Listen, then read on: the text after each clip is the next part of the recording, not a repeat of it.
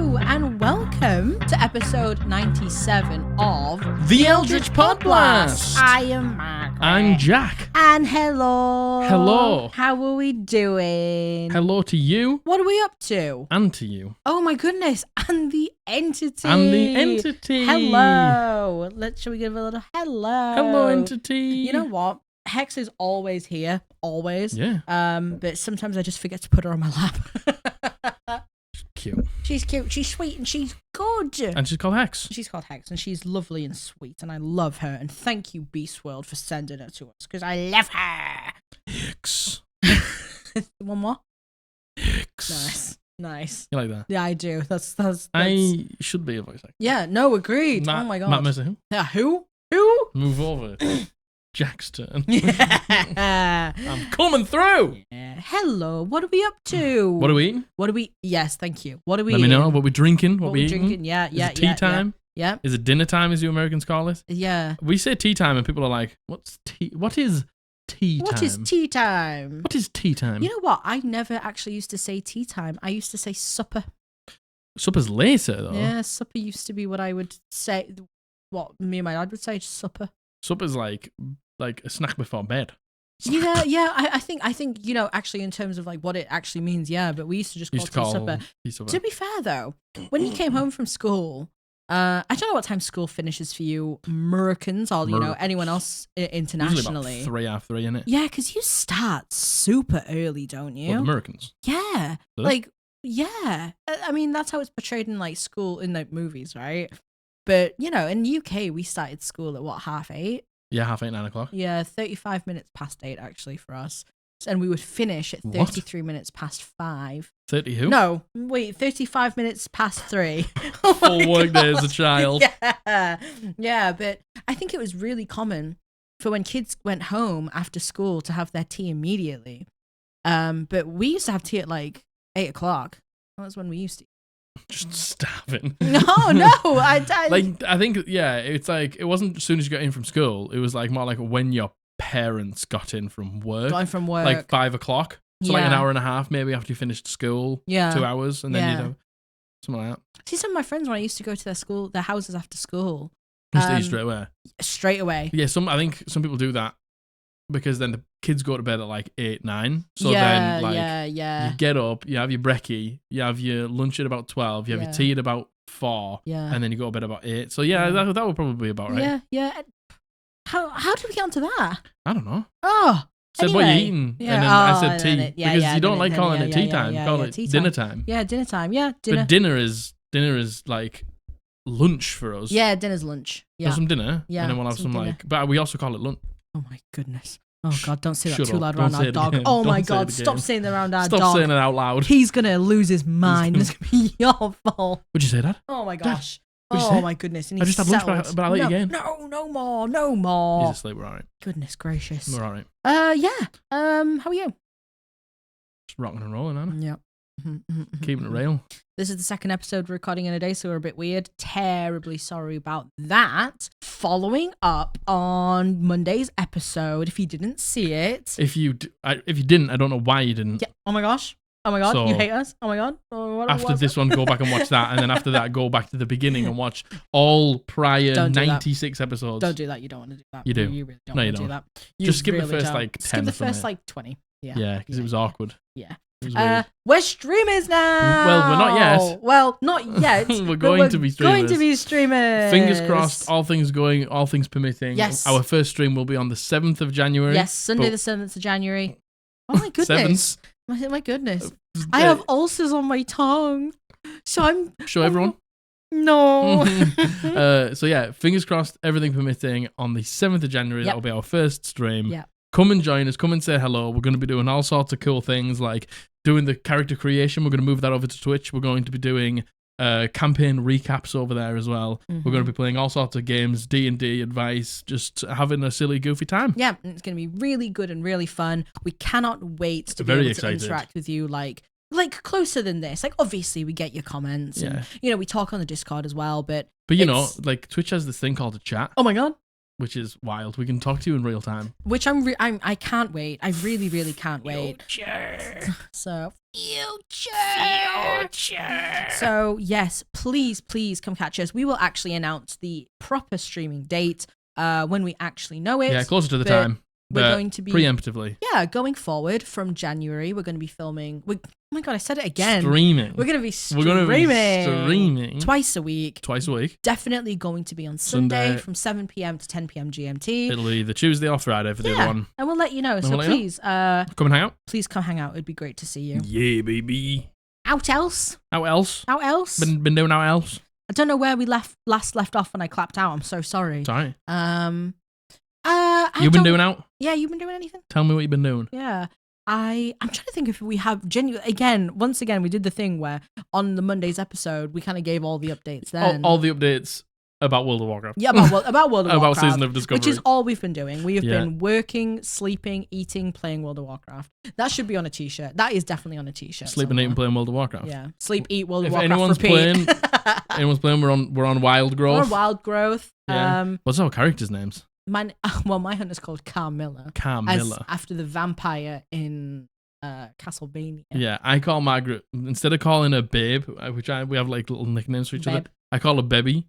Little Bebby. So I called my character Beb. B-E-B. We won't dox our friends' characters. No, but you can say hello to us. Yeah. If you see us in the overworld. I shan't be playing Carmilla for too much longer. I hate being a hunter. Yeah, you really dislike it, and you think you're going to play a druid. Yep.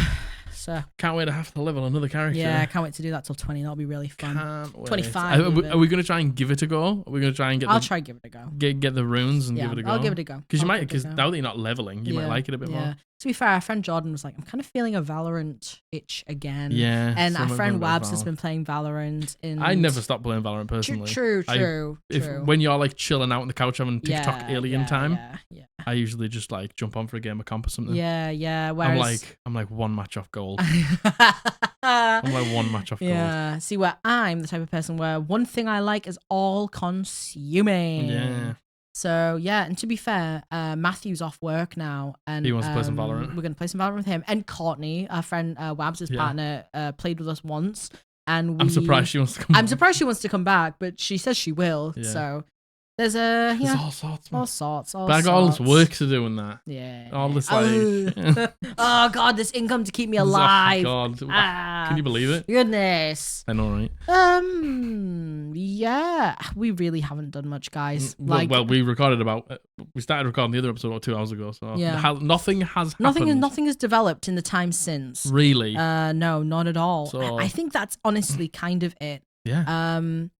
To give you a recap on the Christmas episode, which is on Monday. Again, we just wanted to put something out, just hang out. Just to have it there, just so if you don't do out on Christmas or you just want to hang out, like on the night, you know, when you've eaten your Christmas dinner and everyone's gone home and all your Christmas obligations are done, you're like, what am I going to do now? Yeah. You can sit down and just chill out, just hang out with us. Yeah, listen to us talk absolute garbage. Garbage. And that's that on that. On that. Shall we get into topic? Anyway, what are we doing? So today we are doing D&D house rules. Of the horrible variety. Some aren't horrible sometimes. No, some aren't horrible. Some aren't. You know what? I think actually all of these are not horrible. No. Well, no. All of these are from the Reddit. Once again, this is our appeal to you, our lovely community. Give me your horrible house rules. Give us your horrible house rules. Some that you've experienced, or some house rules that you're on the cusp of putting in your game and you're like, I don't know if I want to do it. Yeah. And you can tell us about it and we can say, that's garbage. Yeah, to be honest, that's for all submissions. We need all variety submissions. I'm on the assholes not so much because most of the time you're not. And they end up just being more like horror stories. But horror stories, unpopular opinions, seeking horrible advice. House rules, seeking advice. Get them in. Please send them in. Thank you very much. The Google Doc is down below. Yeah, it's our link tree too. So, shall we just get it? God, that is the quickest we've done an intro in so long. To you. Here's to you. And, well, you know, I hope you're having a nice festive period. I call you. You're more entity at this point. But, you know, here's to whatever's left of you. The entity, huh? I'm sorry, that must be so awful to hear. The entity. Yeah. The entity will soon be closer than you think. Entity, give them a festive hat. Give them a festive hat. And a t-shirt. And a t-shirt. Who knows? Oh. So, shall we just get into it? Let's get it, baby. All right. Again, these are all from the Reddit. So, this one is using potions as a bonus action. I will die on this hill. It's a short-sighted and ignorant house rule that undermines the entire action economy of the game and encourages players to be worse at the game. If you want to nerf ball it for your strategy inept players, throw easier enemies at them. Okay. So I will never get off the hill that bonus action potions is the right move. Agreed. Because first of all, they cost 50 gold. Yep. Second of all, it's 2d4 plus 2. Yep. The only other thing that's a bonus action in the game is a first level spell called Healing Word. Healing Word. Yep. Not the only bonus action, but the only healing bonus action. Only healing spell, yeah. Is, and that's bad. Yeah. Stinky bad. Dog shit bad. Yeah, well, Yeah. maybe not. Maybe not. That might be on the cusp. That might be on the cusp. Let me write that down. 10 minutes. Sorry. Yeah, turbo bad. Turbo bad.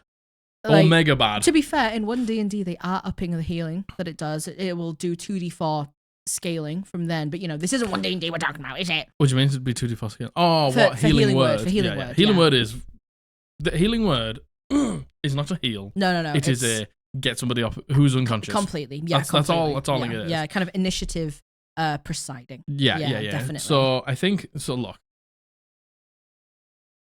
When you give players action potions, they never use them. Never. Because if you are just using your action to do 2d4 plus 2 healing, you are probably going to receive that amount or close to that amount of damage the next round. Yeah, definitely. So it is absolutely pointless. Yeah.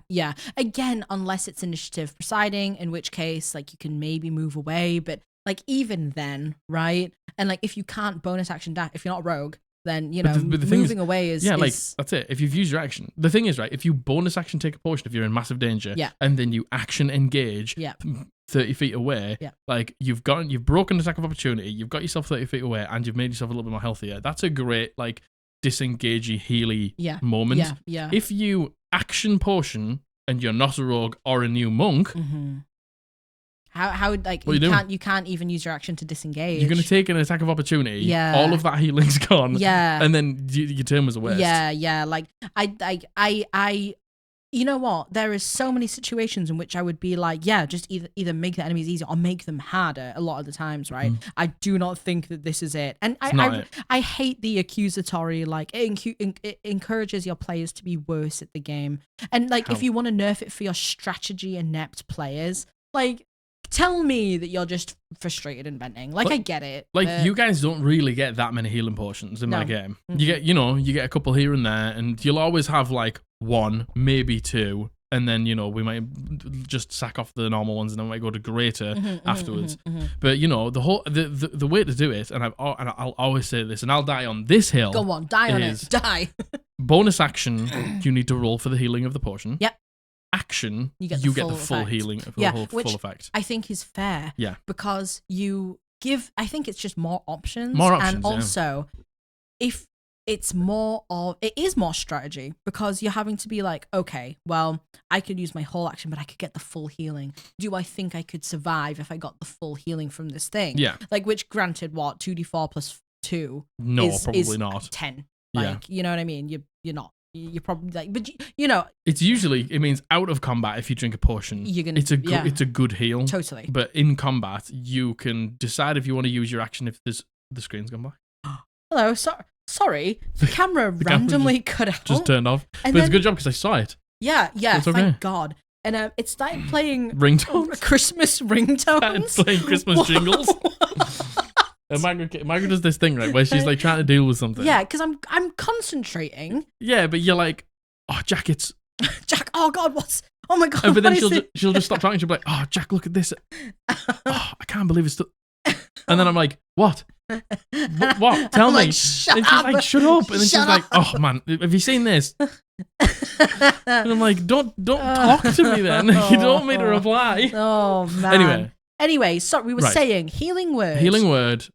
is not a good spell. Get you up off the floor. That's it. Okay? Yes, not a good healing spell. Sorry, not a good healer. It's a good get you up off the floor. Yeah, especially as a bonus action. Yeah, as a bonus action, exactly. Yeah.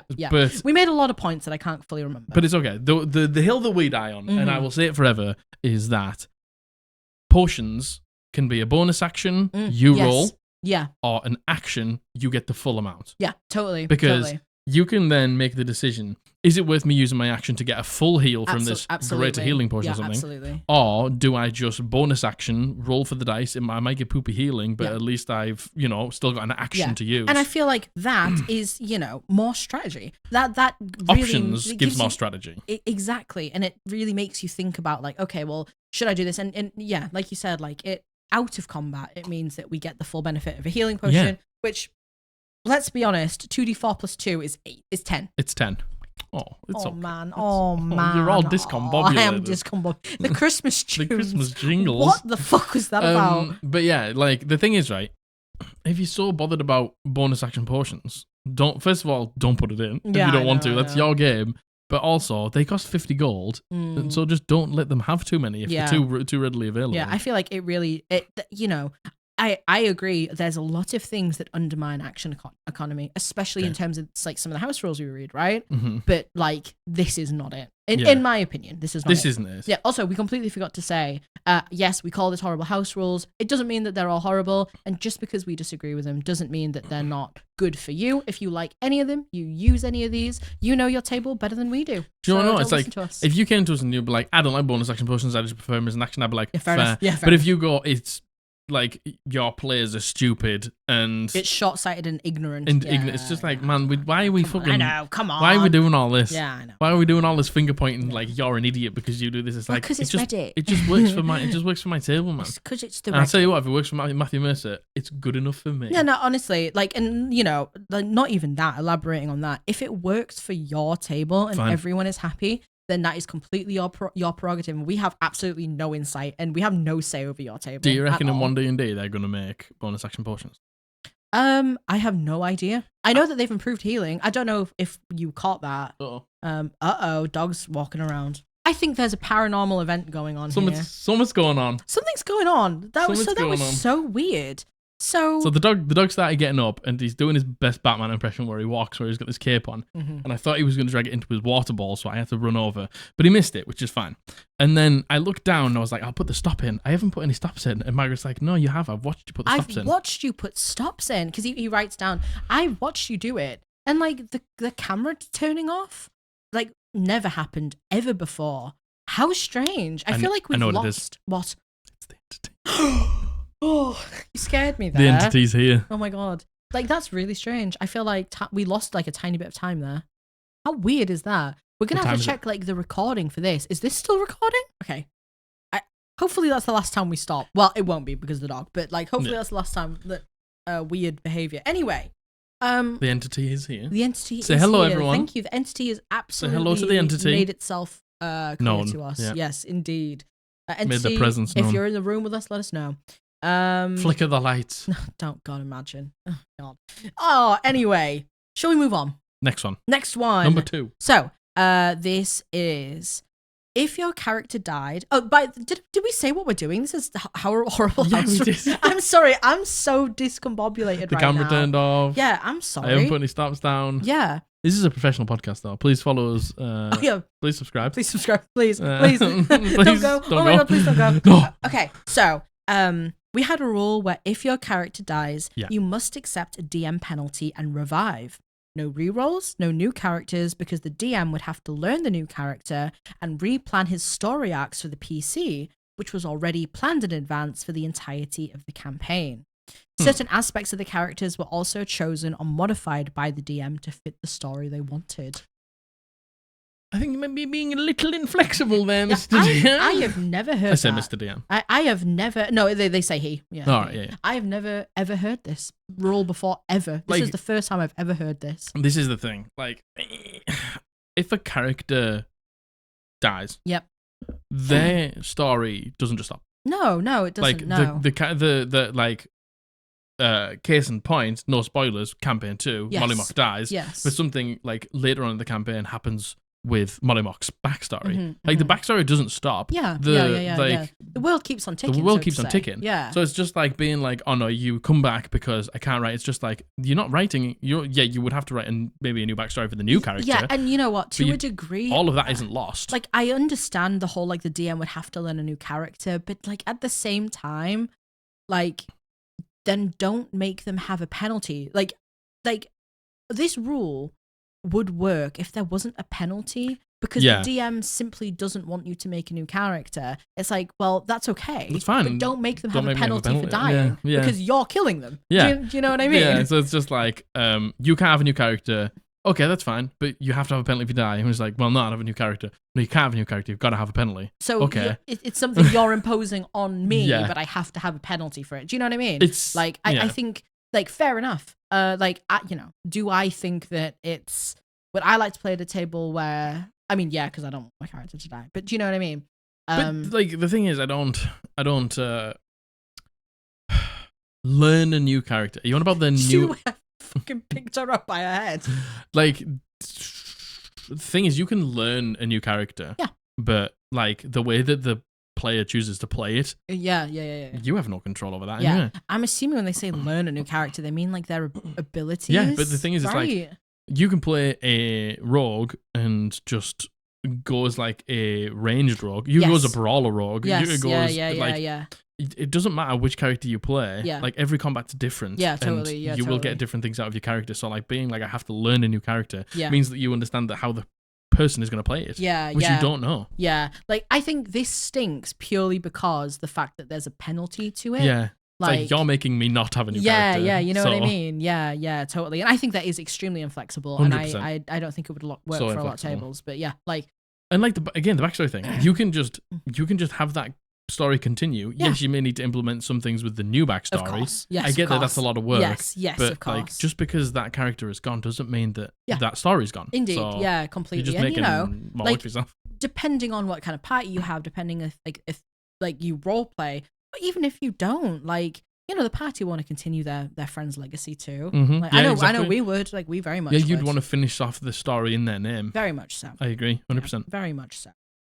Okay, this next one is crit fumbles would always hit an ally who wouldn't get a check or a save. However, enemies were rolled in secret and they never got any ones until halfway through the campaign, but only when we pointed out how odd it was that we had never seen any enemy roll a 1, even though we get tons in a session. Interesting. Methinks the DM's maybe not being so honest there. Methinks the DM might be cheating. Methinks the DM might be lying. A bit of a liar there. Interesting. Crit fumbles. Stinky. Yep, crit fumbles stink. Where they auto-succeed on allies. I know. Don't get a check. Don't get a save. Don't get a save. Don't have to roll to hit. That's just stupid. Stinks. Like, why is it as soon as we get a natural 1, we just might as well just pick the player's handbook up and just go, like, that stinks. Why as soon as we get a natural 1, like, as soon as we get a natural 20, we don't just pick up the fucking rule book and just burn it and set it on fire and do a little dance around it like a ritual. Yeah, we do. We don't. What do you mean?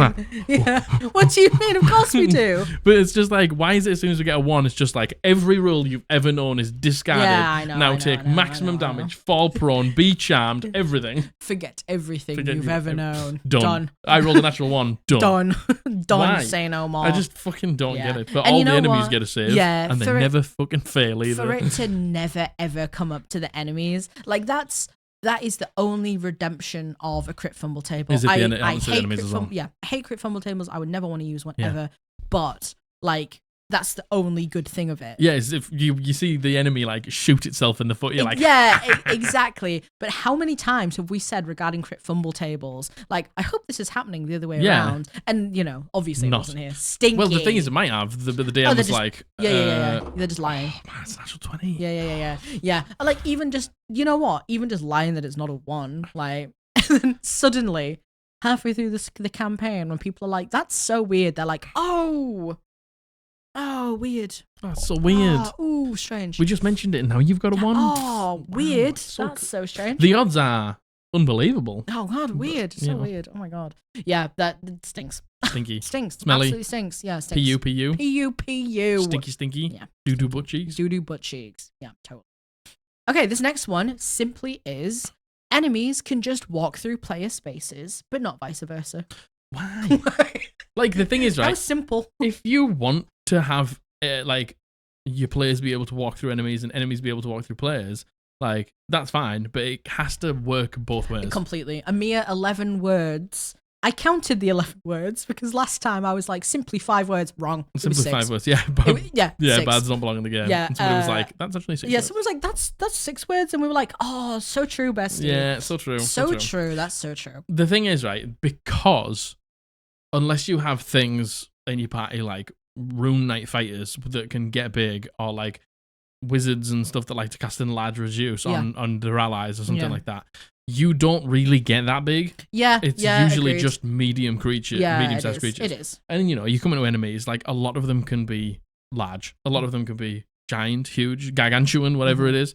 And it definitely hinders the dungeon master more. Yeah, I agree. Because as soon as you get those big monsters, hulking things, like tight spaces are fucking real hard. Getting them in and out of there, yeah, I agree. So I get it, but it has to go both ways. Has to go the other way. Like you know what? I don't know why I didn't paste it in. They had a reason to why the DM ruled this. I can't remember what it was though. Because they couldn't be fucking asked to not.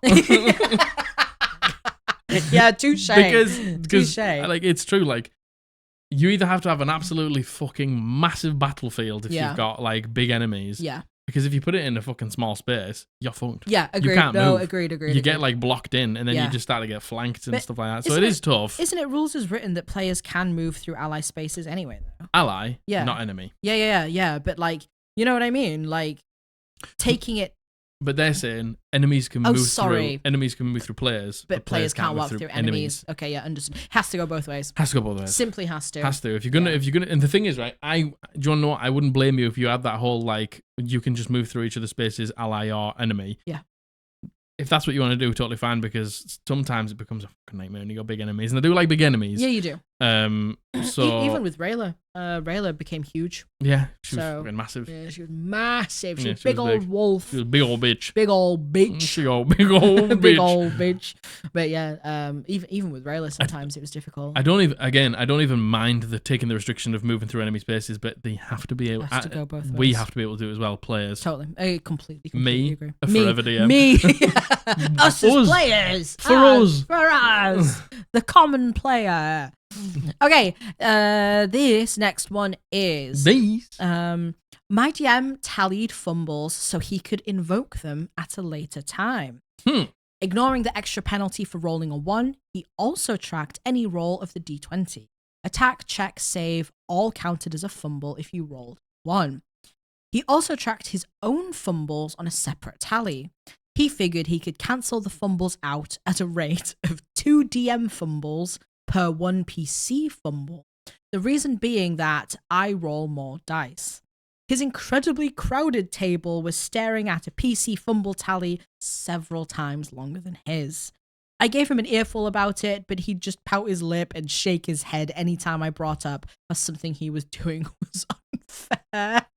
Like, I don't think I fully understand 2 DM fumbles per 1 PC fumble. So every single time the DM rolls a dice and gets a 1, they're saying they have to roll 2. So they're saying if the DM gets 2 per 1 player fumble, because the DM rolls that many more dice, which is not true. I was going to say that's not true. Like, and if it is, I don't know. I think you might be playing the game a little bit wrong. I don't even want to know. There's no wrong way to play the game. To be fair, that's unfair for me to say. No, true. But if you're rolling more dice than your players, agreed. They go sessions where I don't roll a single dice. Indeed, like I suppose I understand like combats with loads of enemies, but even then, but that's only in the combat. What are you doing outside of the combat? Yeah, no, I agree. And the fact that it's like attack, check, save, all counted as a fumble. And it's like, you're totting them up to bank them. Are you banking them so you can use them later? That's what I'm saying. That what you're doing? What do you tally them? I think I need more information here. I think they're like, oh, you got a 1? Nice. And they tally it down. So then when there's like a later thing that happens,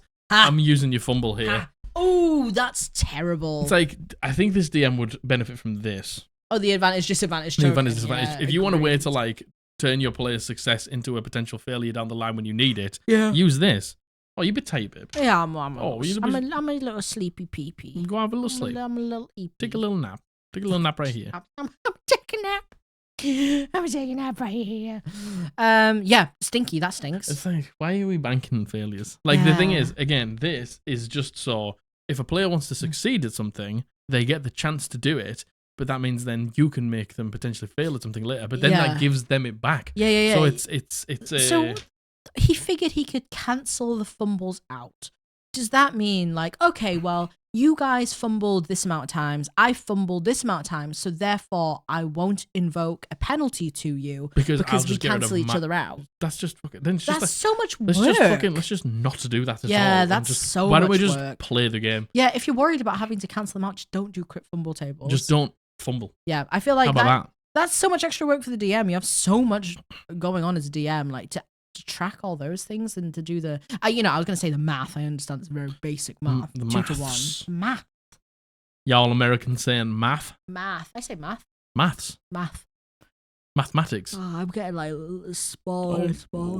Oh man. Yeah. Stinky. Yeah, that stinks. That absolutely. First of all, don't understand it. It sounds really complicated. You definitely don't roll more natural ones than your players. No. You definitely roll more dice than your players. And if you do, how? Yeah. How is that happening? Yeah. Okay, this next one is the most annoying rule I've seen is if you're wearing armor that your multi-class spell casting class wouldn't have proficiency in, you can't cast those spells. I only had to put up with it for a few games of a mini campaign that fell through for a myriad of reasons, but I always and it wasn't too bad. Sorry, hold on. There's so much conjecture. The DM just didn't seem to care about the players having fun. I always point out how hard I tried to get out of the prison only to find myself in a bunch of tunnels with, I feel like this isn't relevant, sorry. It wasn't too bad because I could mage armor to about the same as my rogue leathers would give me, but that completely takes away from the point of multi-classing. Agreed. Yeah. I agree. No, I get it. But the thing is, I do genuinely believe sometimes it's a little too easy for the wizard to get proficiency in medium armor. Yeah, like I agree. Like, I do agree, and I think that's what 1D&D is changing. That's what 1D&D is changing. Yeah. Like when you multi-class into something, you only get this short list of things now. Yes, you don't get like everything anymore. To be fair, the multi-classing rules for 5e always was you only get this small selection of things. Yeah, but I think they're changing what you do get. Yeah, is the thing. Yeah, like I agree. It is like, very easy to get proficient. Like the reason I take dips into Hexblade with leather wearers, you can get the medium armor. You know what I mean? Like armor proficiency and stuff like that. Yeah. And like the thing is, I get not wanting your wizard to be a squishy piece of shit. Totally. But at the same time, you are a wizard. You have the biggest fucking spell list in the game. You have Arcane Recovery. Yeah, you have a myriad of awesome subclasses. Yeah. There's ebbs and flows. Yeah, I get doing it because I don't want my wizard to have a shit AC either. But at the same time, it's like, it is the peaks and troughs of classes. If you play a barbarian, yeah, you get fucking loads of hit points and a decent or a fighter or something like that. But at the same time, you can't have magic. Yeah. If you play a wizard, you have magic, but then you don't get the stonky AC and the massive fucking hit points. Yeah. It's like the ebbs and flows of the game, like you said. Yeah, but like for this example, a warlock multi-classed into a rogue, and then not being able to use any of your warlock spells because you're wearing leather. That's not the way to do it. I know, I agree. Like doing it, like that's the reverse way of it, right? Yeah. Like that stinks. Being able to go from no, it's the same thing, isn't it? Really, it's the same thing, but it's like I get it, but I don't like it. Like I don't like. I know what you mean. I don't like the way we're dealing with it. Yeah. I think that the way to do it is to maybe like no, because you just dip into a fighter and then you're like, I get all this fucking AC. It's fine. I guess you are giving up like a level in wizard so you're not getting the spells as early. You're not getting like the proficiency. Well, no, you still get the proficiency bonus early. You don't get the feat as early and things like that. So you're giving things up, but I think it outweighs it when you're like, oh, it's like, because I've got a fucking like 16 AC now. Yeah. And I can shield up to 21. Yeah. I do get it. I do, but I think that I feel like that just stinks. It's tough. It's a balancing act. And you know, like a lot, I can guarantee it's like a lot of new DMs don't understand how to deal with it. Yeah. Because it is hard when you've got like the pitfalls of a wizard. You're right, babe. I'm so sorry. Why do you have a coffee? I'm so sorry. I don't know why I'm yawning so much. The pitfalls of Wizard are you don't have those big ACs and things like that. So just being able to be like, well, now I have it is hard to deal with. Agreed. I do very much agree. And I really hope that this is something that was discussed like prior. You know what I mean? Yeah, definitely. I understand what you're saying. And to be fair, 1D&D is changing that. I think it is. Yeah, I think they are it's not as easy to just dip in and get everything that you want. Yeah. I think you have to maybe like take a few more levels, or you just don't get the armor proficiencies and things like that. Yeah. Which is fair. Which I think is fair because it's too busted. Yeah, agreed. It's like the fighter change with Action Surge. Now it's for specific action. Yeah, things. they actually make it clear. Yeah, it's like what for the it's fighter so you can't action, just fucking chuck yeah. 2 fireballs in one turn. Yeah, that's fucking stupid. Which I totally get. I get it. I feel like having that specificity. Specification. I'm dying. She's dead. What's happened? All of a sudden, I'm like, it's okay. I think it's a paranormal event. The entity is here. The entity. Yeah, I think being specific like that, being like, you can't use Action Surge to chuck 2 fireballs is good. Yeah. Because, like, why wouldn't you take 1 level in fighter to just do a turbo round and kill people with 2 fireballs? Agreed. Very much agreed. Yeah. Okay, on to the next one. On to the next one. The DM wouldn't let us use any character knowledge to make decisions because it's metagaming since the players know that knowledge too. He cannot remember the conversations we have in roleplay moments at all and doesn't believe us that we know anything that he can't remember himself. It makes for terrible roleplay. Sounds dreadful. Man, and again, this goes back to the whole like oh no, like you can't refer to your notes. Yes. Yeah. And like there's so many times in a campaign where we'll like maybe go back to a place or we'll start speaking to an NPC and someone's like, oh yeah, that guy who did this. And I'm like, yeah. Mm-hmm.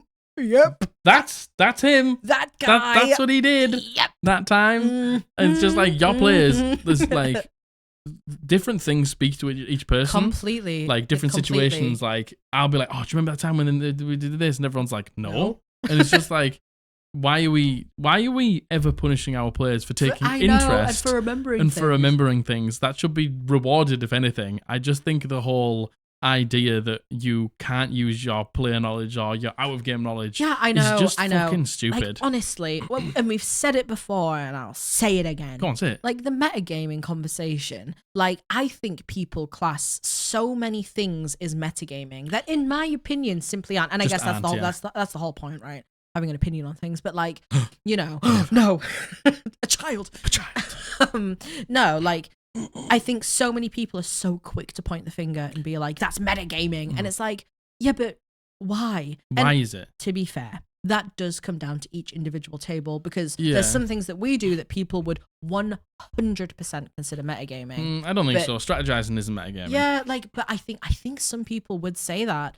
And, you know, for us, we have to strategize. Yeah, we like to strategize. And we like strategizing, and it's something that we get a lot of joy from, I think.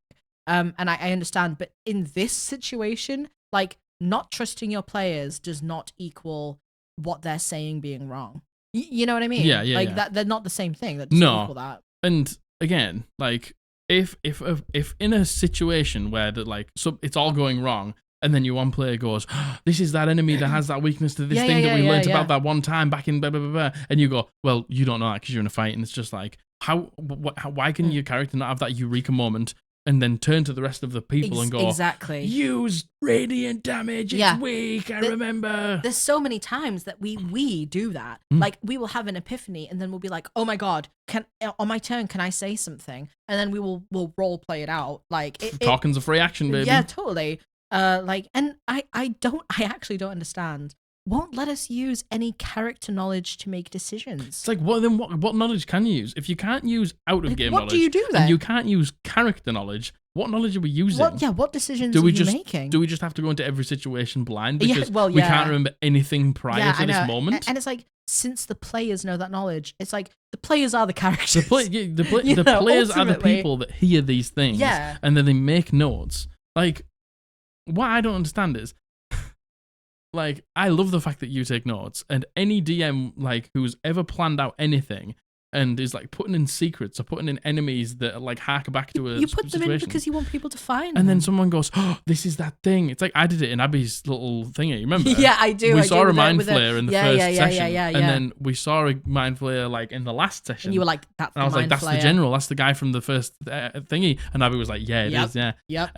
But if in this campaign I'd have gone, "That was the guy," and then this DM would have gone, "No, you don't know that." You don't know that. You can't remember that. Well, you don't know that, so you don't know that. And I think it's easy to get trapped in a loop. Like, genuinely, it's easy to be like, "Oh yeah, well your character doesn't know that," and we do this too. We go, "My character wouldn't know that." Yeah, but then the person who remembers it goes, "Oh yeah, I told you about it just now," and it's just like we know. We get it. Yeah, and I understand this. There's a fine line, I think. There is a fine line, and it's not like somebody. And this is not it. Somebody has a dream, and then the other players go, "Yeah, oh, you saw this," but then it's like, you know, if it was something that player would have said out loud but just forgot to, then we're like, "Nah, I just said it." We do, and we do that quite often. But if there's something in a dream that maybe you've seen that everyone else was privy at the table too, but they don't know it, and then they say it, and then they go, "I wouldn't know that." Yeah, that happens to us quite often. That's fine. Like you can because you actually don't know that as a character. Exactly. That's fine. We will quite often go to say something and be like, actually. I don't know that, yeah. And we will say like, did your character tell my character that? And then sometimes it's no, they wouldn't Probably have. not. Sometimes yes, they did. You know what I mean? And you can say that, like, did you or didn't you? No, I didn't. Okay, I didn't say that. I think that's trusting your table as well, to not twist a situation in their benefit for the sake of doing it. You know what I mean? Yeah, I agree. Yeah, stinks. That's stinky. Yeah. Like, how are we ever supposed to know anything ever? Anything ever. I think I need a coffee. Go make one. Okay. Jack made me a coffee. I don't know what's happened to me. I've suddenly just absolutely, completely deflated. It's a double espresso latte, so we'll be all right. Hell yeah. I think I'm just, you know what? I think I'm just pooped in general. Yeah. And I think now that I've had some time to actually like sit down, and chill out, I think now I'm like, oh God, my body's catching up with me. I'm old. This Christmas period, that's what it does to us, you know?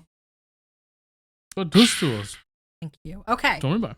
I didn't have to clap him for that. I could have drank and you not had to see that. No, everyone wants to see your delicious latte. Okay. Shall we move on to the next one? Yes. Okay. My online DM always does. If you are not here, your character spaces out and you miss any healing or effect on you. It was a 6-player game, so getting involved takes a while. A lot of people would not have their focus 100% of the time in the game. Mm-hmm. If you missed the response, you missed it completely, and they gave some examples. Player A, I cast Cure Wounds on Player B. Player B, probably on YouTube or something. DM, okay, moving on. Player B, wait, sorry, Cure Wounds, how much? DM, sorry, you missed it. This is exactly the same as what happened in last episode. Yeah. Or what's worse. Player A, be right back, bathroom. DM, okay, just hurry. 2 turns later. DM, Null attacks Player A with a 17. Player A, not there. 5 seconds later. DM, so it hits. Player A is down. Player A, okay, I'm back. Wait, I'm down. Player B, yeah, just attacked you. Player A, oh, can I cast shield? DM, no. First of all, I understand a little bit. I said this in Monday's episode as well, where it was exactly the same thing. Yeah. Someone wasn't paying attention. They got healed. They got killed. DM was like, no, you didn't write it down. Yeah. Like, I understand the DM being frustrated when someone's not paying attention. Yeah. I completely understand that. Yeah, I get it. Because you plan a session, you turn up, you want people to be engaged. I think it's a lot to do with like online large party games. Yeah, totally. Because I can understand you at your PC. It's so easy when you're sat like alone in a room on headset with your PC there or your phone. I completely get it. I get it. Yeah, I get it. Like, I'm not saying that you should, and I'm not saying that it's okay that you should definitely try and pay as much attention as you can. Totally. Maybe you can do something like when you know it's nowhere near your turn, but if the healer's going or somebody near you's going. Yeah, I think there is like a happy middle ground there. Yeah. Especially like the submission was like 10 players or something. Like, a lot. Even then, 6 players is still a lot. It's still a lot of combat. To be fair, they should have still let them have the fucking heal. It still happened. Regardless, that's not just bad for the person who's receiving the healing. That's bad for the person doing it. You've just like wasted a spell slot and not healed anyone because they weren't listening or something like that. It's like, that's fucking stupid. That's punishing everyone for no reason. Yeah. Could I have cast shield because I'm down? Yeah, of course you can. Oh my god, that second one where they were in the bathroom. They even said going to the bathroom, and the DM acknowledged it. It's not like the DM didn't hear. Yeah. Like, what if you need a fat shit? Yeah. What if you need to make, it happens. What if you need to make dookie soup? Dookie soup in the middle of the episode. Exactly, it happens. It happens. When nature comes calling, you got to answer. Who am I to say no? Yeah, I agree. But especially because the DM was like, "Yeah, go for it," and then it comes to their turn, 17, knowing they're not there. Yep. Okay, hits then. Yeah, I remember there was times in your campaign where I would go to the bathroom in the middle, and a player next to me, an enemy next to me would move, and I had Sentinel, and I would come back, see they'd moved, and I'd be like, oh, fuck, could I try Sentinel them? And you'd be like, yeah, sorry, yeah, of course, I forgot. Like, you know what I mean? Like, that's, you just... It's fine. Like, yes, I get it, it's annoying, but like... There's a lot of moving parts, and we need to just make sure, as long as we remind each other... Completely. Like, did you touch the mic stand? Mm-hmm. It's like, I wasn't here, like, did you heal me? Yeah, I did. All right, sound, I'll just put them on. It's like, it still happened. You still spent the spell slot. You still used your action to do it. Just because I wasn't there in that moment doesn't mean I don't get the healing. Like, even retroactively, the whole, oh fuck, well, could I have cast shield? Yes. It's like the DM chose to go to that player. The DM hit that player knowing they weren't there. Like, I understand, like, not wanting to not hit someone because they're not there. Like, still hit them, but maybe just wait a second. A second? Like, you know what I mean? Like, just wait. And I think the whole... If you're not here, your character spaces out and you miss any healing or effect on you, that's just that just doesn't happen. That's not how it works. Yeah. And again, I would really like to hope that was discussed prior so people knew what they were getting into. But like, even then, that still stinks. That's stupid. That still stinks. Don't like that one. No, I don't. I understand. I really understand being frustrated that people aren't paying attention. I do. No, I get that, but just ask them to pay attention. Don't just pass over them when people have spent their precious resources to heal them. Yeah, completely. Stupid. Stupid, innit? Stupid. It's well stupid. It's well stupid. I'm just a little lad who needs to make a dookie soup. Needs to cure wounds. Oh my god. Oh, why have we started doing that? I don't know. I don't know either. I really don't. Just a little lad. You know what? I don't know how many of these I have. Don't know. Just keep ripping them. It's probably 15. Rip them. I could rip them. Rip it. Rip a fucking fat fucking shit with a PH. Okay, this next one. Surviving any combat grants the whole party inspiration while also allowing us to stack unlimited inspiration. It just made every roll out of combat pointless because we knew we would succeed. Yeah. So it's like you get so liberal that the game almost just becomes too easy. Yeah, I completely agree. Yeah. And I've used this analogy before. It's like buying bells on Animal Crossing, right? As soon as you buy for me, the second I bought currency, it ruined the game for me personally because, part of the grind is... Part of the fun is the grind. Yeah, exactly. Totally. And I understand that this is a completely different situation. No, it's the same thing though. Yeah. Because the thing is, like, you play a rogue or a bard because you want expertise and you want jack of all trades, and then you want to get to those really high levels, and then you get like reliable talent. Yeah. And it's like, it feels unreal when the lowest that you can roll on stealth is a 32. Yeah, completely. And it's just like, I've earned that. Yeah. By putting in the hours playing this rogue, yeah. and I've made sure I didn't multiclass anywhere else and things like that. It's like, yeah. And then it's awesome when you're shit at something and you roll a natural 20 and you're like, oh, and that feels good. It does. And again, because you normally wouldn't, but when you finally succeed, it feels really good. Sick. And again, we've said this before, like the bad parts of D&D make the good parts better. 100%. Like the failing at things make the succeeding better. And it's not often you see someone saying like, oh well, my DM actually implemented this thing that was a positive for us, but ended up making the overall experience not as good. Like which can happen. And it's like that day that my brother played with us. Yeah, he was bad at the intelligence checks. You spent your action to give him the help action. Yeah. That was like two people's action. He rolled a natural one because he had advantage, and it was like, oh, And then the next one he rolled an 18 minus 1, which is 17, which is exactly what I needed. Yeah. Because he was bad at it, but he got advantage. And then it's just like, it made it this huge thing. Agreed. Because he just succeeded. Agreed. And it was against amazing. all odds. Exactly. That's it. Like, and like I completely understand how this would take out the thrill. Yeah, 100%. I guess like the thrill of it. The challenge. Yeah, totally. But I can also see people actually really enjoying this. Some people just love to just succeed all the time, and that's fine as well. Yeah, I get. Like, I think the beauty of D&D is we have some failures which make the successes feel better. Absolutely. I couldn't agree more. I do love a failure, and sometimes failures can just be the fucking funniest thing. Sometimes failures can just be hilarious. Some failures can lead to, like, when a player rescues the situation, like, it just feels like, I can't believe we got out of that situation. Yeah, totally. I agree. I fully agree. Yeah. I agree. I'm in agreement with that one. I like your disagreement with that rule. Yeah. Yeah, I do like, to be honest, the idea of like the whole party get inspiration, but then it's the unlimited inspiration. You know what I mean? Yeah. But like, again, you know, you're gonna succeed all of the combats. I would like to think, you know what I mean? So that just means it's just over and over and over every time. And if it was at the rate that we did in your session, where we have a combat like every session, I would say, like that would just be so much. Too much. So much. Way too much. Yeah. Okay, the next one is. The DM tried to use hit locations. Head had like 15% of your HP, each arm had 20, legs 25, body had maybe 60%. It sucked. Yeah, like hit locations. Because then you just go for called shots. Of course you. And then everyone just decapitates. Yeah, it gets so messy, I think, with called shots. And like, I also think with called shot, and if you don't know what a called shot is, it's specifically this. I go for the head. Exactly, because, you know, you go on the basis that you can target one specific area, and then once that area's, you know, you're beheaded, you're not going to come back. Yeah, you're not coming back from that. You're not really. Like, that's it. And like, you can put the AC up of the head.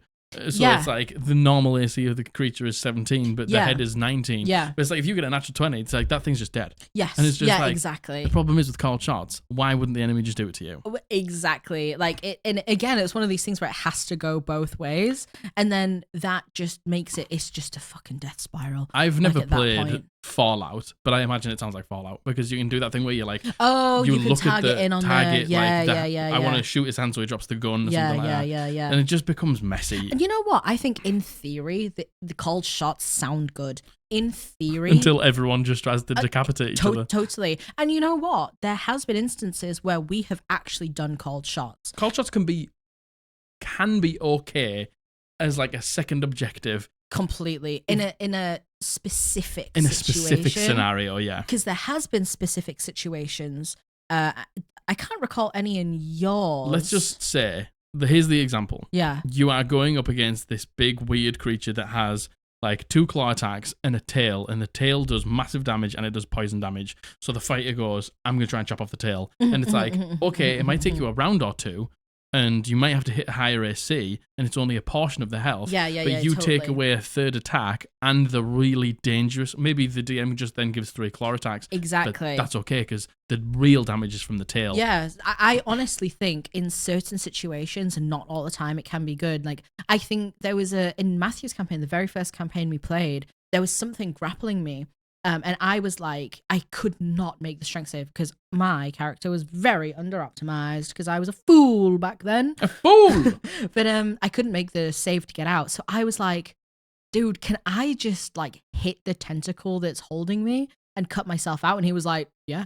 And you know, and I think situations like that are great, but not all the time. And yeah, hit locations leads to called shots. You know, we have things like the Kraken that has 10 tentacles, and you like it says in the monster manual that you can actually like take away each tentacle like one at a time, and it has this much HP and things like that. Like, and you have things like Hydras where you can take the heads off, like, in a certain way. In a certain way, and then like it gets less attacks. Yes, and it's exactly. Like, and the specific monsters like that, but you can't do it for every single monster. I think so, yeah. Because then like the paladin just goes up and goes, vow of imminency, I'm going to just destroy its arm, and then the DM's like, oh, it's round 1 and now it only has 1 attack. Yeah, exactly. So you can work sometimes. Yeah. And I think it's a player instigated thing as well, being like, God, can I try this? You know what I mean? Like, that makes sense. Yeah, I definitely think as a dungeon master, you just got to make it call by call. Totally, I agree. And if it's like, if a player's in a really bad situation and they want to do something like that, where you can't make the check, so you're like, can I just try and like sever this thing? Yeah.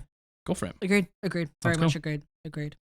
This next one is, so not a homebrew, but starting equipment was enough to encumber the whole party.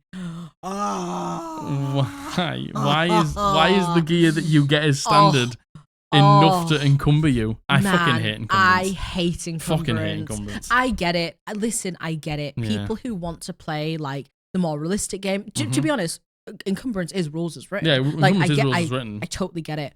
For us, oh my God, I cannot stand encumbrance. And we're not stupid with it. Like, that's it. It's like, you just use like, can I carry that grand piano? No. Yeah. Of course or like, you can't. if we're carrying around like a heavy, like we've taken a heavy set of plate armor, that is going to be like, okay, well, you can't really carry another one. Yeah, it's also just like, you're going to have to probably don this. Yeah. Or like, get rid of it as soon as possible. Exactly. For me, I just use like my brain capability to be like, encumbrance sucks, dude. No, you can't take this boulder. I hate encumbrance, especially like you have to have starting equipment. You have to have some equipment.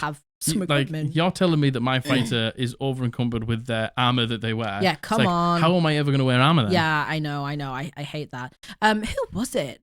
Was it Wabs who implemented a like a Resident Evil style inventory where you could put things in? See, I really like that. It's just that's not why I play the game. See, I really like that. Where I you think like that's have a really a grid, and it's like this takes up this much grid. Yeah, I think that's a really cool way to. That's kind of off the point, but I really like that. But it's just not why I play D&D. Yeah, but to be fair, you know what? I say that I love that in theory. In game, I don't have to worry about that. I don't like we worry about that. Worry about so many other things. Like I think, and again, like if it encumbers the whole party, like I guess it makes you having to make decisions about what you get more. This seems like a DM restricting things to try keep things balanced. Like that's what that kind of says to me, right? You can't have that great sword and the plate armor because you're gonna have to go down to a one-hander. Yeah, like, exactly. Yeah, why? Exactly. God, do you remember we played a game where encumbrance was a thing, and at this we had no idea because we'd never played with it. We had to drop our packs before we went into combat. Oh my God! Oh, it was awful. Oh, it was truly the worst. But worst. They all loved it. So who were we? But they all that's why we liked it. They all loved it. They all loved it. So like each to their own. Like the thing is that's that. Yeah. And the thing is, I can see that people like the inventory management of encumbrance, but not me. Not me either. Not me. Each to their own. But don't make them encumber the whole party with your starting equipment. To each their own. Yeah. This next one is. You finished off that coffee? Yeah. Should I do it now? Yeah. Well, I was going to say normally you don't finish a drink, so I was like, I'll have the rest. Full silence. I made you a coffee today, and it was really, I nearly choked on that. No. Yep. I was going to say it was really nice. Nearly choked on that. No, I can't. Does anyone else do this? I can't drink a full mouthful. I have to separate one mouthful into multiple mouthfuls. Yeah, no, I get that. So I can't do shots or anything. I have to break shots into multiple mouthfuls. We do be doing shots. Oh, yeah, look shots. at me. Yeah, look at me. I party. This next one. I party all the time. Yeah, oh my I party God. so hard. Oh my God, I'm such a party animal. It's wild.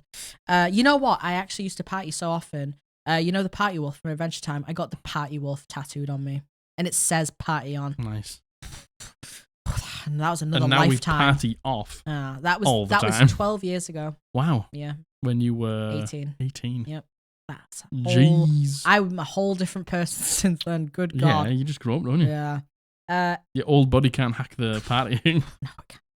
Sorry, I can't. This one is using any artisan's tools is fine unless it's thieves' tools, in which case they break when you roll a natural 1 or also 5 or more below the target DC. Fuck off, DM, especially when it's told after the fact and not prefaced in session 0. Oh yeah, I agree. Like, I'll tell you what. Go on. I do not mind them breaking on a natural 1. Personally. Okay. I don't mind them. I don't mind them breaking on a natural one. Okay. Because the thing is, I don't actually think they're very hard to come by or very expensive. I don't know. I really don't know. I don't like the idea of someone's like starter equipment and something that they spec into and something that they get being able to be broken. Fair, totally fair. They are. How much are they? I don't know. Help me. Help.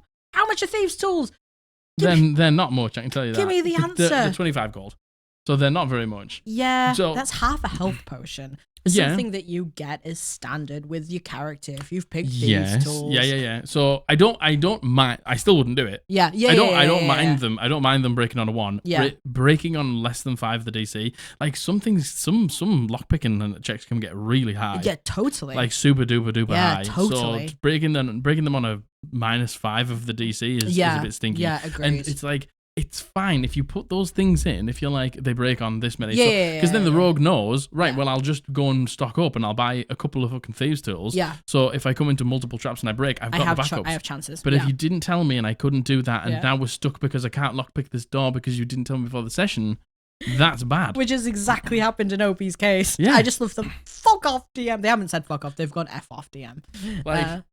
Totally fine. If you want to make it slightly harder for the rogue to, and like the tools to break. Because the thing is, it is delicate metal that you are putting into a robust lock a lot of the times.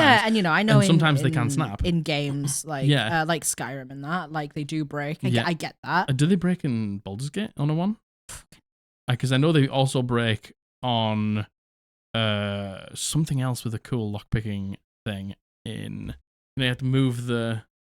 Oh, God. What game is it? What game is that? You like move it and you test it and you move it and you test it. And you Last of Us. The Last of Us? Yeah, is it The Last of Us? To get into doors where you can shiv them. Potentially. Yeah, I don't know. You like move it. And wrong. It's not. It's a different game. Wrong. So there's a lot of games where you lockpick it because lockpicking tools are delicate. I get that. And that's the whole point. So breaking on a 1, understandable. Maybe make them slightly cheaper if you're going to make them need a lot. Maybe they can go to the Thieves Guild and they have like a fucking membership program where they can get like lots of Thieves tools, or maybe like get like slightly, I don't know, cooler Thieves tools that then you can't break on a 1. Yeah, that have like different boons to them. Yeah, totally. We can make this a cool thing for the rogue. Yeah. But actually all we're doing is just making it shit. Yeah, I know. And especially after the fact, by the way. That stinks. And I think it's also unfair that any artisan's tools are fine unless thieves' tools. Like, tell me you don't like rogues. Like, this is all that screams to me. And I feel like, leave rogues alone. Leave them alone. And I totally disagree with someone starting equipment being able to break. But again, like, if I was told that rule in session 0, I'd be like, well, I'm not playing then. You know what I mean? They can break, but first of all, I'll let you start with 3. And then I'll make them quite easily to get. So it's like, have the shit, but make sure it's like balanced out with the good. Totally. That's what you need to do. Not just fucking like, they roll a natural 1 and then they're like, oh God, they're broken now. Yeah, it's like, don't make it shit and don't tell them. Yeah, totally. I agree. That stinks. Stinky. Boo. I feel like with so many of these house rules though, but I guess that this is kind of the disclaimer we give in the beginning. As long as they're kind of stated in the beginning and everyone's okay with them, then like, fine. But obviously people aren't because they post these into horrible house rule Reddits. Okay, this next one is, we were not allowed to talk about what we wanted to do in battle or in any way, shape or form strategize out of character because it was unfair and unrealistic.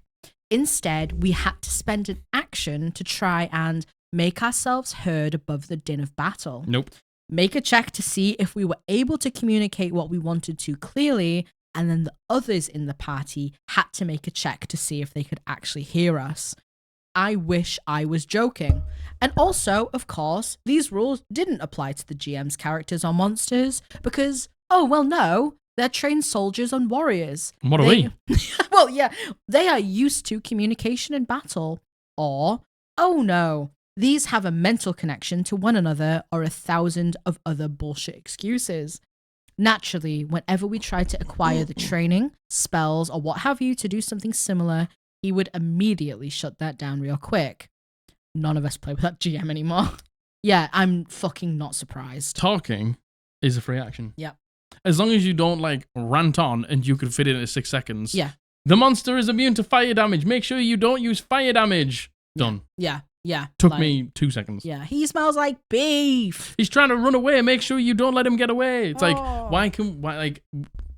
I understand the battle can be loud. Yeah. And maybe if it's, I don't know, you know those things that, those flying things with the big proboscis nose that, like, when they flap their wings, they make a lot of noise and you have to, like, cover your ears. I hate the use of proboscis you just used. Okay. Ew. But yeah, it's like Matthew used one against us in his campaign. And the whole thing is, it's like, it like flaps its wings at such a rate that it makes like a drone noise. Yes. It's like, okay, in that fight, we can't hear each other because we can't hear anything, and the noise is so deafening. Like, totally, like that's fine. Or if you're deaf, fine. But if it's just like swords clanging, you could still hear somebody shouting. Yeah, and you know, even above that, like, oh my god, this totally goes back into the conversation about metagaming again. Like saying like it's unfair and unrealistic. You cannot strategize. Like, I don't know, that is so unfair, especially because the GM's characters can. Yeah, and it's like, I get not liking people talking above tables. I get it. But you can just talk in character. Like, you can just say things on your turn and things like that. I don't mind the strategizing above table, personally. I just don't. Yeah, because we're playing a game. Yeah. And, you know, we get a lot of joy from strategizing. Yeah. And, like, I understand. I've always said it. I completely understand why people would consider that metagaming. Yeah. But, like, I don't know. I just think it would be so frustrating for me not being able to, first of all, have any conversations above table, and then combat can sometimes move so fast in terms of what everything is going on. What's how happening round to reacting. round, yeah. Like, you can have a point to make in your turn, and it gets around to your turn again, and you want to say it, and it's completely moot, and then you have to... Do you know what I mean? Yeah, I get you. Combat moves fast, and the battlefield changes quickly. Yeah. I do get people who don't like strategizing above table. And they want it in character. Yeah. And if that's the case, that's fine. Yeah, but at least let them fucking talk on the turn. And the fucking shithousery. I know. To be like, I know. Oh yeah, no, but they have trained warriors. They're trained warriors. It's like, well, what the fuck are we? Yeah, what are we in these fucking wars? Like, what are we? If you're a level 1 adventurer, you're above the normal person. Totally. You are becoming a trained adventurer. Yeah, totally. And it's fucking just shit. It's just fucking shithousery. I shithousery. I completely agree.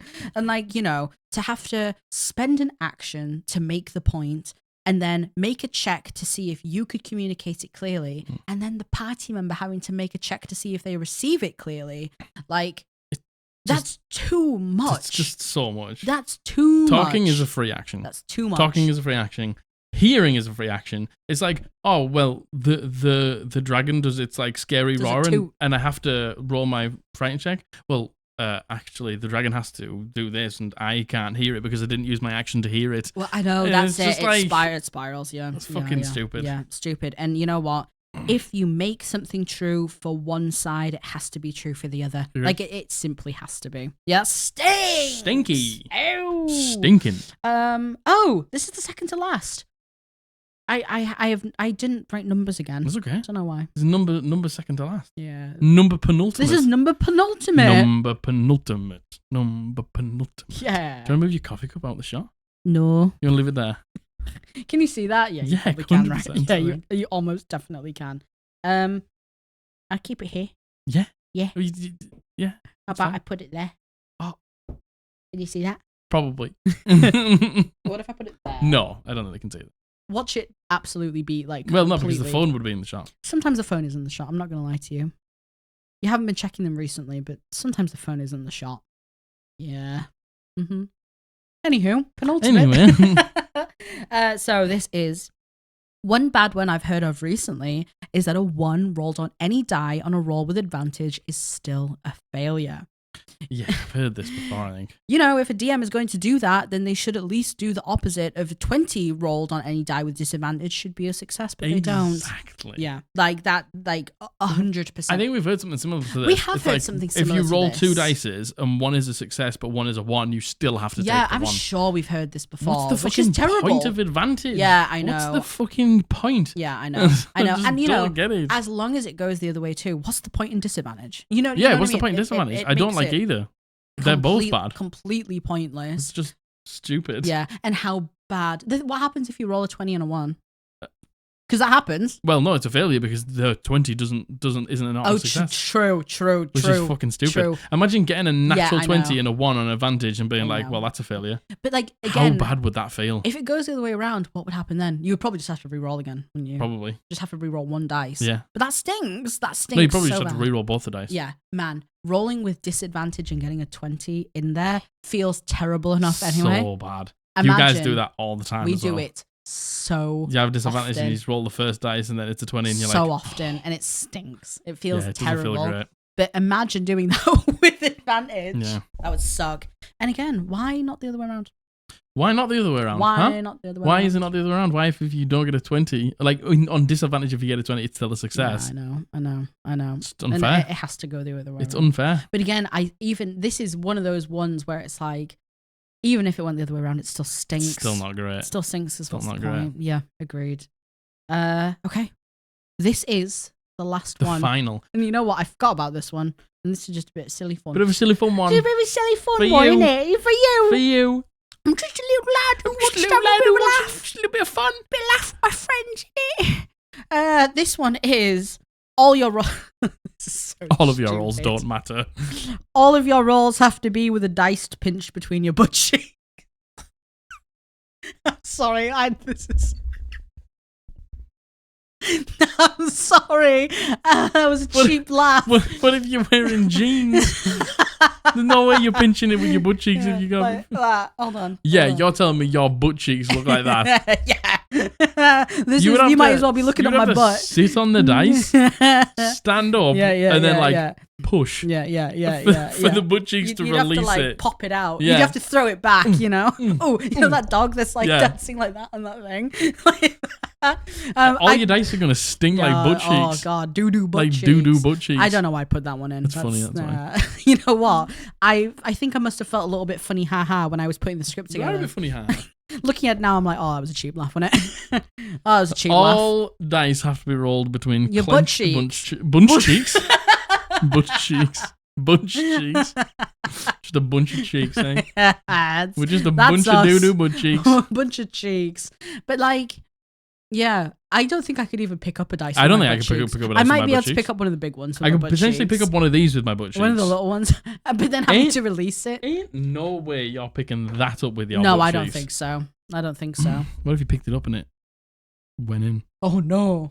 What a treat for a Wednesday night. Huh? You poop it out and you let the table know what you got later on in the night. Yeah, take a picture of it. Yeah. Sorry, what the fuck? Sorry, anyway. Oh my God. That's it. Sorry. You know what? Forgot I did that. Congratulations to making it to the end of the podcast. Oh my God. We love you very much. Jesus, we nearly didn't. My God. Margaret didn't. I nearly didn't. Between whatever happened with the camera and then nearly falling asleep on you. Oh my God. And me not making any notes. Yeah, well, no, you did. You did. I'm a failure. No, I watched you do it. Let me know I'm a failure in the comments. No. Say, Jack, you're a failure. Oh my God, no. Please, no. www.eldritchpodblast.co.uk. Go and pick up some merch. The logo t-shirt, the heavy metal t-shirt, we will be having a new design soon. Yeah. So keep your eyes out there. We'll announce it on the podcast. Head to our Hellbound dice store. You can still get your stuff if you're in the UK for Christmas. No, you can't. No, you can't. No, you can't. No, you can't. No, you can't. I'm a liar. No, you can't. Christmas orders for everywhere are done. However, that doesn't mean that you can't place an order. It just won't arrive in time for Christmas. It just won't arrive in time for Christmas, but you can get code Podblast to get 10% off anything that you buy there. All sorts of goodies, D&D goodies made by our two hands, and it's a great way to support us and the podcast. Yes. We will be streaming in the new year on Twitch. Our preemptive first date for Twitch streaming is going to be the 7th of January. Make sure you come along, say hello, have a little chat with us. Yeah. We don't know what we're going to be doing for the first one. No. But we will let you know We'll prior. work it out. Yeah, we'll work something out, won't we? It might just be just chatting and getting to get to know you guys. Yeah, it might just have like a Q&A stream for the first one or something like that. Yeah. I don't really know. You can come and pick our brains about D&D, talk to us about classes and things like that. Because I think there's a lot of things that that a lot of people. I know that in the comment in the last video was like, I would like it if you did some more general question videos. Yeah. So I think that Twitch would be a fantastic place for that. Totally. So if you're coming over, you can just type in the chat, what do you think of this? What do you think of that? How do I, as a dungeon master, counter this spell and stuff like that? And we can give you all of our advice. I don't think we mentioned in the beginning of this video, we're going to be doing our campaign updates on there. Yes. And we will just be clipping the VOD and putting it on here. So there will be 3 videos a week now. On YouTube. So yeah, you can either catch it live on Twitch or watch the VOD on YouTube. So if you are interested in the campaign updates, you can watch them and we don't have to spend, X amount of time at the beginning of an episode. Exactly. Yeah. Exactly. So yeah, please join us for our first stream. We'd love to have you. Yeah. And other than that, like the video. I had to clap out, sorry. Like the video. Like it. Oh my god, entity! Subscribe if you haven't. I know most of you have, but please. If you've been teetering on the edge, just subscribe. Thank you. Hit the bell to be notified when we upload a video on a Thursday and a Monday. Hit that. Ding, ding, ding. And you got to say that when you hit it as well. You got to go ding, ding, ding, ding. Yeah. I just want my dog. Oh, we've upset the dog. From me, I love you very much. I love you Comment down below all of the good stuff. Bully loves you very much. Oh my god. Comment. What's going on? Oh my god. Comment now. Comment for comment's sake. Algorithm. Now. Oh my god. I love you. I love you. Bully loves you. We've been the Eldritch Podblast. And we're going to see you on Monday. Bye.